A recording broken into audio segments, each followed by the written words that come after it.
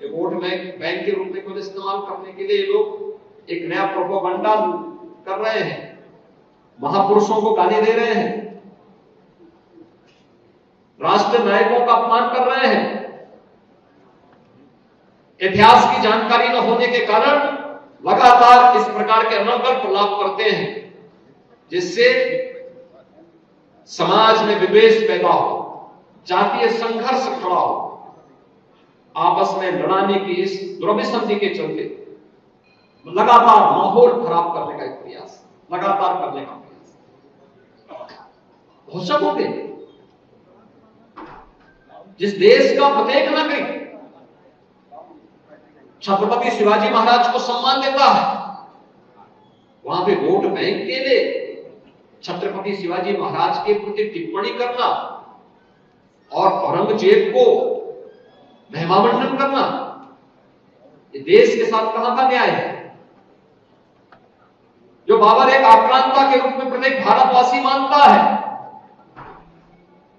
महाराणा प्रताप और महाराणा सांगा के शौर्य और प्रताप को दरकिनार करते हुए बाबर को महिमामंडन करना, जो जिन्ना देश तोड़क है, उस जिन्ना की तुलना में उस जिन्ना को महिमामंडित करके इस राष्ट्र की एकता के शिल्पी लौह पुरुष सरदार वल्लभ भाई पटेल को अपमानित करना, यह कुछ लोगों की जीवन का ध्येय बन चुका है और इससे सावधान होने की आवश्यकता है, क्योंकि लोग लगातार इस प्रकार का प्रोपेगेंडा रचने का कार्य करेंगे, लगातार करेंगे, अपने स्वार्थ के लिए इस प्रकार के मुद्दों को छेड़ने का प्रयास करेंगे जो आपस में ही सौहार्द को कम कर सके। लेकिन हमें एक समृद्ध उत्तर प्रदेश के लिए, एक विकसित और आत्मनिर्भर भारत के लिए हमें राष्ट्र नायकों को सम्मान देना पड़ेगा।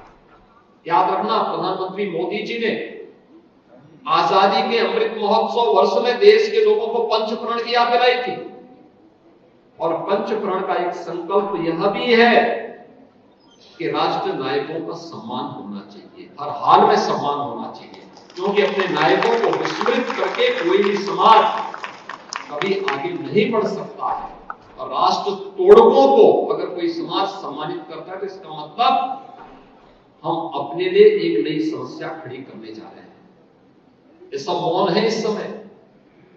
मुर्शिदाबाद पे किसी का मुंह नहीं खुल रहा, बांग्लादेश में